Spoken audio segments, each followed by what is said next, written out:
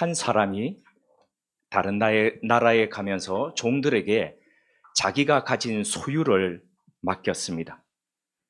주인은 종들이 가진 재능에 따라 어떤 이는 5달란트, 어떤 이는 2달란트, 또 어떤 이에게는 1달란트를 맡겼습니다. 이후 얼마의 시간이 지나서 결산을 했더니 5달란트 맡았던 그 종은 5달란트를, 2달란트를 받았던 종은 2달란트를 주인에게 드렸습니다. 하지만 1달란트 받았던 그 종은 받았던 달란트를 땅속 깊은 곳에 감추어 두었다가 주인에게 그대로 반납했습니다. 이에 주인은 화를 내면서 1달란트 맡았던 종을 내쫓았습니다. 이것이 오늘 우리가 읽었던 달란트 비유의 줄거리입니다. 주일학교 어린이들에게도 잘 알려져 있는 이 달란트 비유는 유명한 만큼이나 오독과 오적용을 거듭해 왔습니다. 대표적인 예가 달란트를 재능으로 이해하는 것입니다. 아마도 이렇게 생각해 온 이유가 있을 겁니다. 재능을 뜻하는 영어 단어가 탤런트입니다. 근데 그 어원이 바로 탈란톤, 오늘 바로 본문에 나온 달란트에서 왔기 때문입니다. 그런데 비록 재능을 뜻하는 이 단어가 탤런트가 헬라어 단어 탈란톤에서 왔다고 하지만 헬라어 본래 재능을 의미하는 단어는 탈란톤, 달란트가 아닙니다. 오늘 달란트 비유의 시작인 마태복음 25장 15절에 재능이라는 단어가 나와 있습니다. 주인이 종들의 재능에 맞게 달란트를 줬습니다. 그죠? 달란트에 맞게 달란트를 준 게 아니고 재능에 맞게 달란트를 주었습니다. 이때 달란트라고, 재능이라고 되어 있는 헬라어 단어가 듀나민입니다. 듀나민. 근데 이 듀나민이 복수인데 단수로, 목적격 단수로 하면은 우리가 잘 알고 있는 사도행전 1장 8절의 말씀 속에 이 단어가 나옵니다. 바로 오직 성령이 너에게 임하시면 너희가 권능을 받고 예루살렘과 온 유다와 사마리아와 땅끝까지 이르러 내 증인이 되리라고 할 때에 쓰였던 권능이라고 하는 단어, 바로 다이나마이트의 어원이 되었던 듀나미스입니다. 다이나마이트가 바로 듀나미스에서 왔는데 그만큼 능력, 폭발적인 힘을 가지고 있다, 이런 뜻이거든요. 그러니까 주님이 그 사람들에게 달란트를 맡기실 때는 그 사람들 속에 있는 능력들, 다이나마이트가 터지듯이 확 힘을 낼 수 있는 그 힘을 보고 달란트를 맡기셨다는 말이 됩니다. 다시 돌아오자면, 자, 헬라어에서 달란트, 재능은 달란트입니까? 아닙니다. 듀나미스라고 하는 이 단어가 따로 있습니다. 그러니까 다른데도 불구하고 영어 단어가 탤런트가 탈란톤에서 왔다 보니까 그냥 이 사람은 탤런트가 있다. 그래서 자연스럽게 달란트가 재능으로 그렇게 오독이 되어 왔다는 겁니다. 그럼 오적용의 사례는 또 어떤 것이 있을까요? 달란트 비유에 있어서 오적용의 대표적인 사례가 바로 달란트 잔치입니다. 네, 웃는 분들은 아마 주일학교 때부터 이 달란트 잔치에 많이 참여해 봤기 때문에 그럴 겁니다. 출석을 잘하면, 자, 1달란트. 요절을 잘 외우면 또 1달란트. 전도하면 5달란트. 이런 식으로 한 해가 시작되면 매주마다 달란트를 받습니다. 자, 그러면 거기에 따라서 그 달란트를 더 받기 위해서 열심히 요절을 외웁니다. 열심히 출석합니다. 열심히 성경 읽으라는 거 성경 읽어옵니다. 그리고 5달란트를 받기 위해서 전도도 열심히 합니다. 그리고 한 해가 이제 다 끝나갈 무렵에, 늦가을 무렵에 달란트 잔치를 합니다. 그러면 그 달란트를 받았던 친구들은 수없이 많이 쫙 펼쳐져 있는 물건들 앞에 섭니다.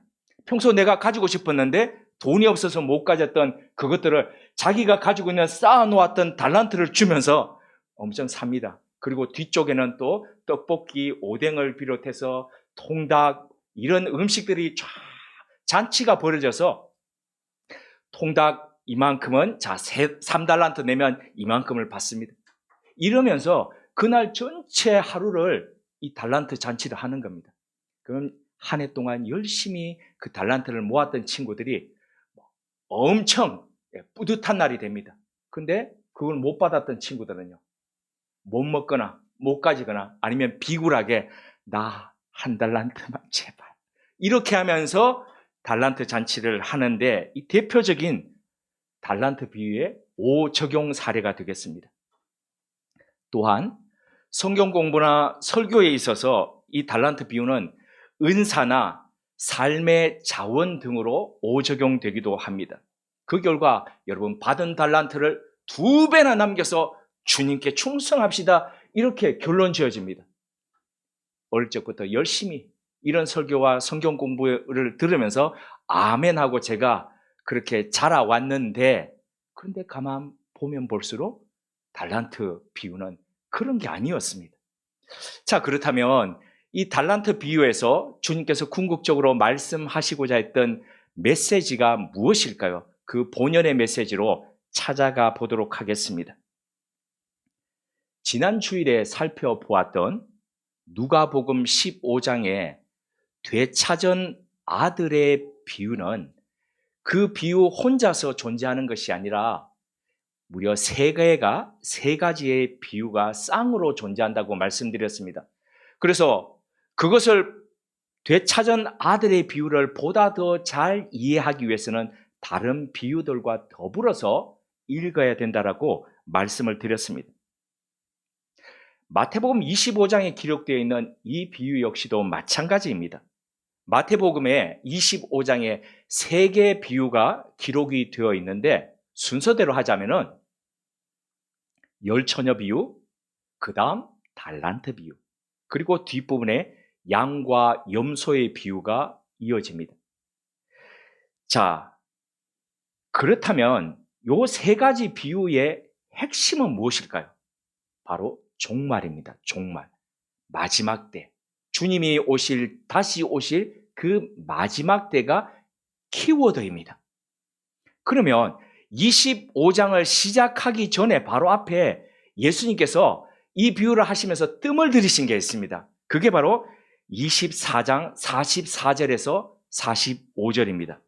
우리 같이 한번 읽어보시겠습니다. 마태복음 24장 44절에서 45절입니다. 자, 이러므로 너희도 준비하고 있으라. 생각하지 않은 때에 인자가 오리라. 충성되고 지혜 있는 종이 되어 주인에게 그 집 사람들을 맡아 때를 따라 양식을 나눠줄 자가 누구냐? 예수님은 당신이 다시 오실 그 종말의 때를 어떻게 기다리면서 해야 될지, 어떻게 충성되면서 보낼지에 대해서 말씀하시면서 비유로 드신 게 바로 25장에 나와 있는 3개의 비유라는 겁니다. 이를 위해서 먼저 열처녀 비유를 통해서 기름 준비하는 것에 대해서 말씀하셨습니다. 예상보다도 신랑이 오시는 게 더뎌집니다. 열처녀가 다 기다리고 있다가 다 졸립니다. 똑같이 졸고 있었습니다. 하지만 그 10 중에 5 처녀는 슬기로운 처녀라고 주님이 판단하셨고, 5 처녀는 바로 미련한 사람이라고 구분 지어졌습니다. 자, 그러면 어떤 기준에 의해서 5은 슬기롭고 어떤 기준에 의해서 5은 미련하다라고 그렇게 구분되었을까요? 똑같이 등불은 똑같이 등잔은 똑같이 들고 있었습니다. 하지만 누가 더 늦어지는 것에 개의치 않은 정도로 충분한 기름을 확보하고 있었는가? 생각했던 것보다도 훨씬 더 많은 기름을 미리 예비했는가 여기에 따라서 슬기롭고 미련한 것으로 구분이 되었다는 겁니다. 지난 목요일에 어떤 사람이 저한테 낮에 문자를 보내왔습니다. 지금 집에 있습니까? 제가 문자로 답을 했습니다. 아니요, 지금은 집에 없고 집에 가려면 저녁이 늦게 되었어야 집에 갑니다. 금요일은 있으니까 금요일은 있습니다. 이렇게 답을 했더니 네, 알겠습니다. 온다는 말도 없이 네, 알겠습니다. 이렇게 답이 왔습니다. 근데 저는 금요일 아침에 5시부터 일어나서 뭐 이것저것 준비하고 난 뒤에 이른 아침부터 마당에 잔디를 깎고 그리고 다른 것들을 준비하고 청소하고 물 청소하고 안과 밖을 청소했습니다. 왜 그랬을까요? 혹시나 그 사람이 올지도 모른다라고 생각했기 때문에 아니나 다를까 나중에 오더라고요. 자, 그러면 어땠을까요? 깨끗한 집이 이 사람은 깨끗하게 사나 보다 생각했을 거 아닙니까? 네, 제가 그렇게 조금 아주 슬기롭습니다. 이처럼 우리는 무언가를 예상하면 준비합니다. 준비해야지요. 주님께서 말씀하셨던 재림이 늦어지니 그 캄캄한 밤이 되었을 때에 그 밤이더라도 개의치 않을 정도로 불을 밝힐 수 있는 기름을 준비하고 있으라. 이게 주님이 원하시는 거라는 거죠. 그 준비는 이렇게 등불과 기름을 동시에 준비하는 겁니다. 주님은 이것이 바로 지혜이고 슬기라고 하십니다. 이 비유를 들으면서 사람들은 생각했겠지 않습니까? 그럼 등불에 기름을 준비한다는 것은 궁극적으로 무엇일까? 미리 준비한다는 그건 어떤 행동을 이야기하는 것일까? 궁금했지 않겠습니까? 그때 궁금해하는 사람들에게 주님이 들려주신 이야기가 바로 달란트 비유라는 거죠. 주인이 계시지 않는 이 부재의 시간을 신실하게 충성되게 맡기신 달란트를 가지고 이윤을 남기면서 그렇게 살아가는 겁니다. 더 열심히 바로 살아가는 것, 바로 그게 충성인 거죠. 그런 종들에게 주인은 더 큰 것으로 맡기면서 더 신뢰하게 된다는 것이 바로 결론이거든요. 그렇다면 사람들은 이제 또다시 질문할 거라는 거죠. 그럼 달란트를 더 남긴다는 것은 구체적으로 우리 삶에서 뭘 얘기하는 거지? 달란트 비유를 들으면서 들었던 이 질문에 대한 답을 주님은 그 다음 양과 염소의 비유에서 하셨다는 겁니다. 작은 일에 충성한다고 했다는 거 그게 뭐지? 양과 염소의 비유 속에 들어있다는 겁니다.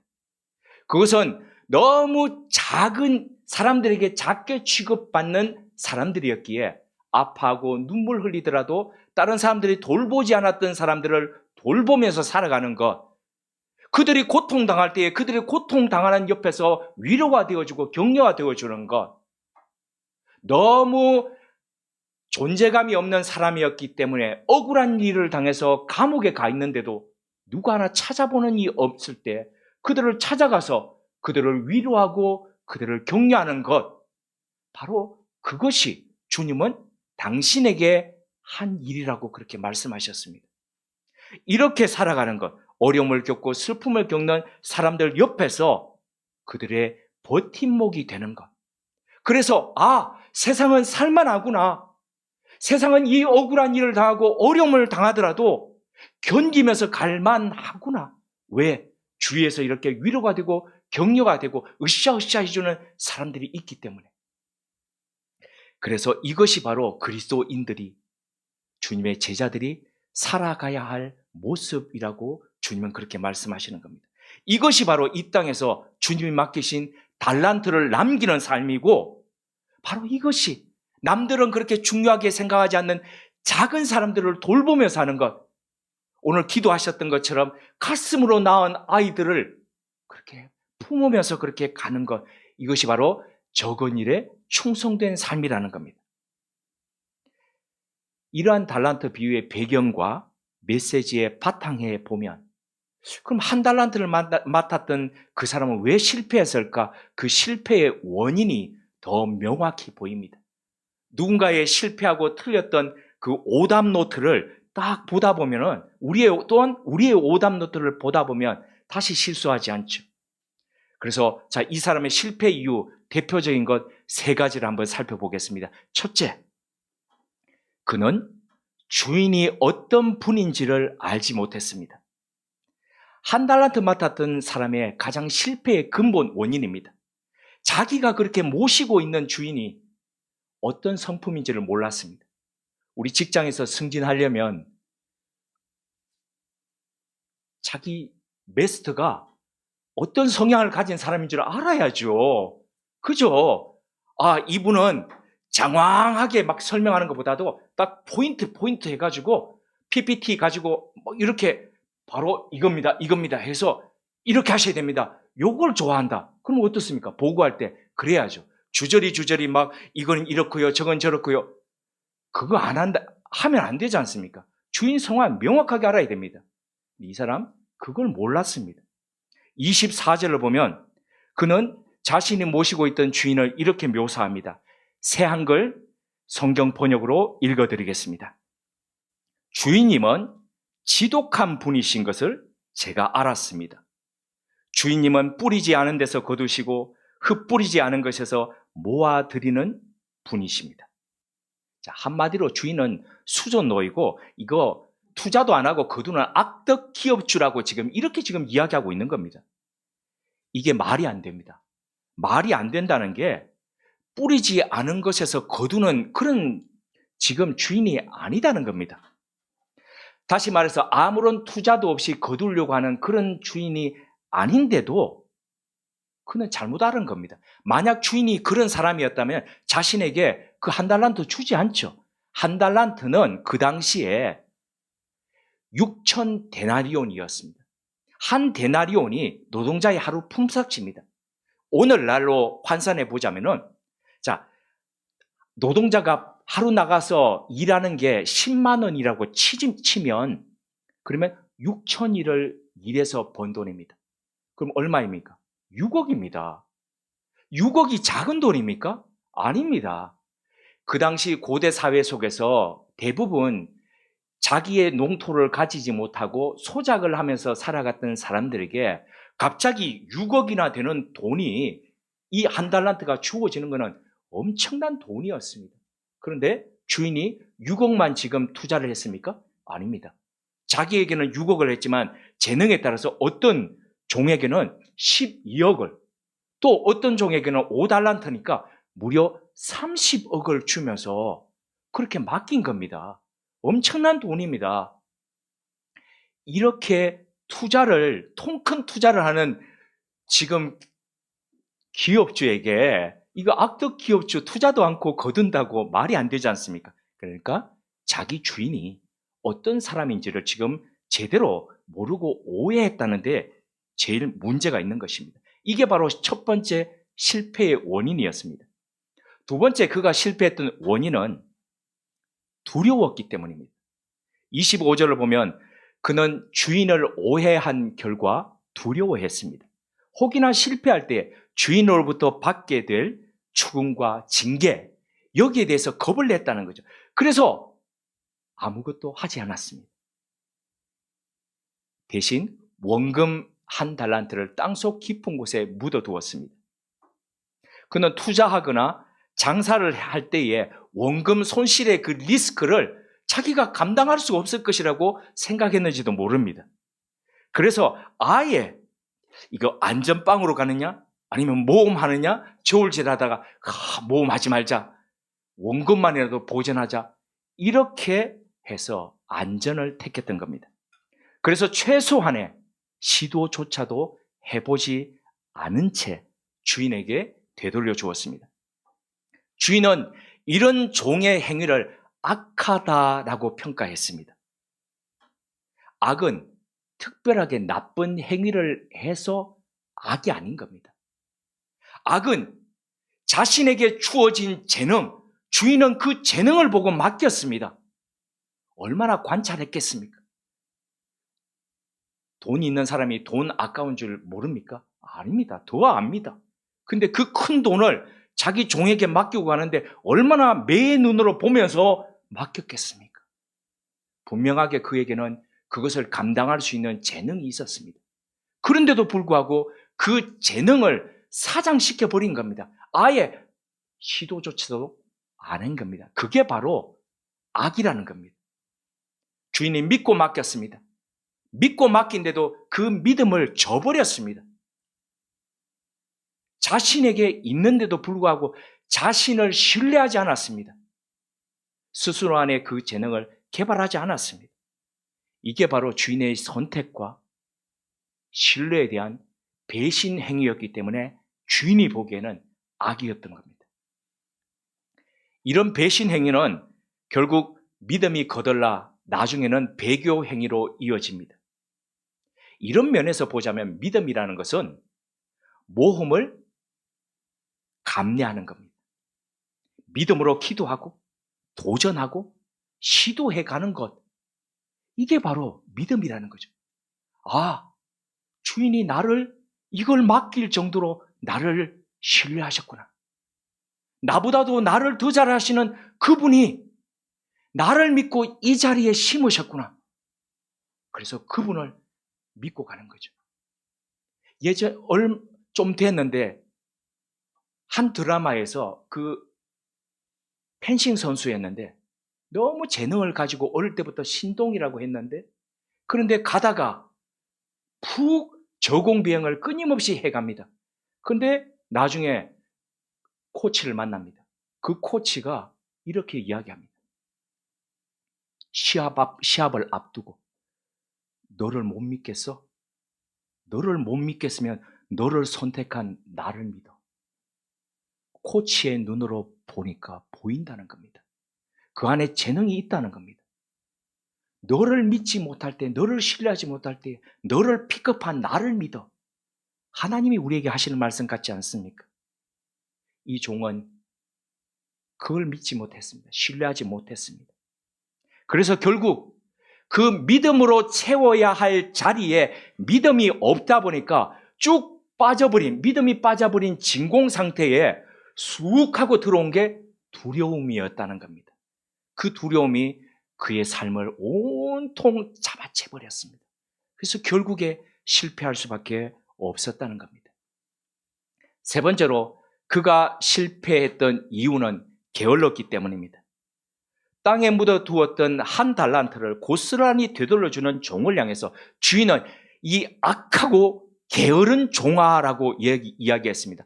악하다는 것은 앞서 두 번째 이유처럼 그렇게 주인을 신뢰하지 못하고 주인이 믿음으로 맡긴 그것에 대한 배교행위, 배신행위를 했기 때문에 악한 것이었는데, 그러면 자, 게으른 것은 무엇일까요? 두 가지 타입의 종으로 지금 구분되었죠. 5달란트 받고 2달란트 받았던 사람들은 각각 달란트를 남겼습니다. 1달란트는 막 남기지 못했습니다.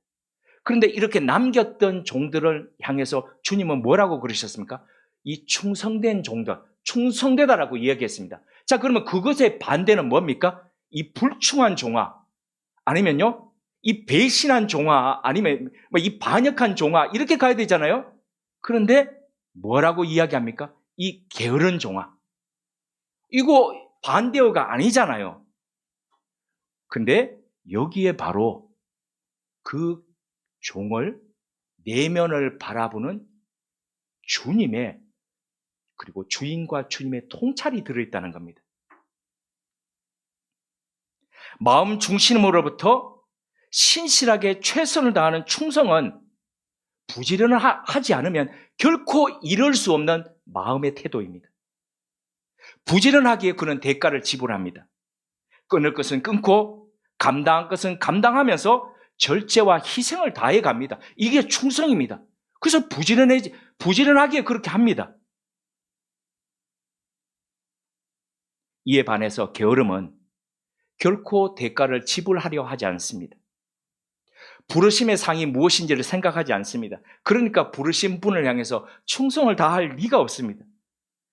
주님의 다시 오심, 그 재림, 종말의 때에 그리스도인들이 그래서 가장 삼가해야 할 것이 있으면 그것이 바로 게으름이라는 겁니다.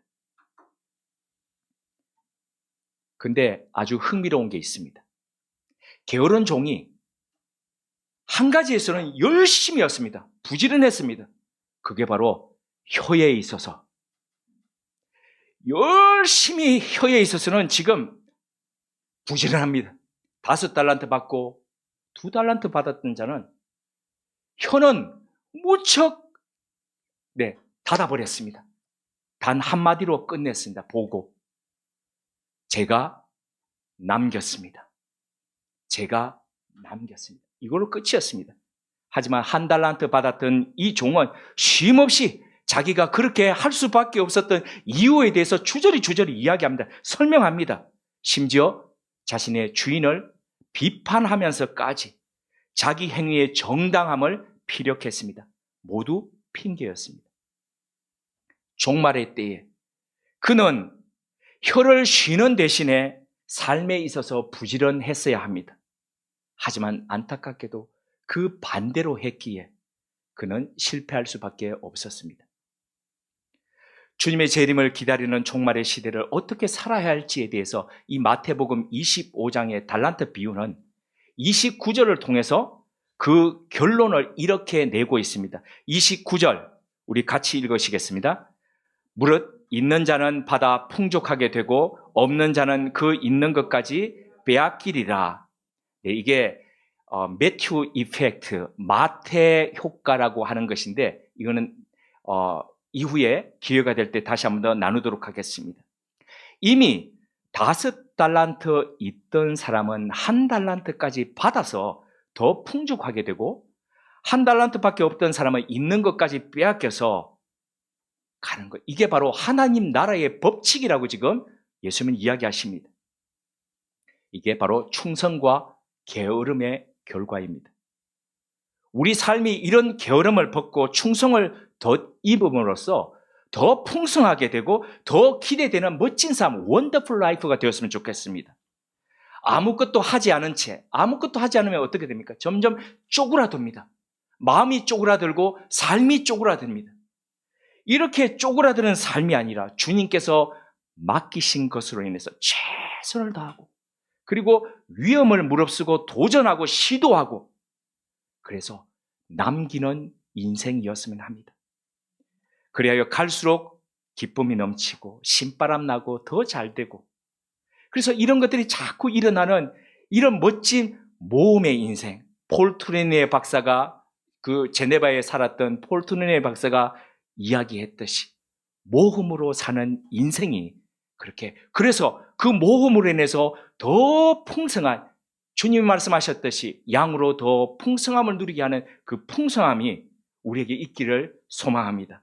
이런 충성된 믿음을 사는 이들에 대해서 주님께서 이렇게 약속하셨습니다. 요한계시록 2장 10절입니다. 내가 죽도록 충성하라. 그리하면 내가 생명의 관을 내게 주리라. 함께 기도드리겠습니다. 하나님, 우리로 하나님을 더 잘 알아가기를 원합니다. 우리가 신앙하는 주님이 어떤 분이신지를 알기에는 우리 지식의 총량이 모자라고 역량이 부족하지만 그럼에도 불구하고 힘써 여호와를 알아가는 신앙인이길 원합니다. 그리하여 주님의 뜻을 잘못 이해하거나 엉뚱하게 살지 않기를 구합니다. 하나님, 우리가 참 믿음의 사람 되기를 원합니다. 믿음 대신 두려움으로 가득 찬 나머지 시도조차도 하지 않는 나약한 그리스도인으로 살지 않길 원합니다. 믿음이 있기에 보이지 않는 너머의 것을 바라보며 기꺼이 모험을 시도하는 주님의 사람 되기를 구합니다. 하나님, 우리의 혀가 바쁘지 않기를 원합니다. 정작 해야 할 일을 하지 않고 변명하는 데 바쁘지 않기를 원합니다. 또한 우리로 주요하지 않은 일, 육적인 일에 너무 바쁘지 않기를 원합니다. 너무 자신의 일에 바빠 정작 관심을 갖고 마음을 쏟아야 할 하나님의 일에 게으르지 않기를 구합니다. 이를 위해 끊임없이 두드리고 시도하고 도전하는 믿음의 사람, 신실하고 충성된 사람들 되게 하옵소서. 그리하여 우리 삶이 더 풍성해지고 더 채워져 충만함을 누리는 삶 되게 하옵소서. 그 풍성함을 주변 사람들 필요로 하는 곳에 흘러가게 하시고 나누는 주님의 거룩한 통로로 쓰임받게 하옵소서. 그런 우리에게 주어질 생명의 멸류관을 바라보며 오늘을 신실함으로 세워가게 하옵소서. 예수님의 이름으로 기도드립니다. 아멘.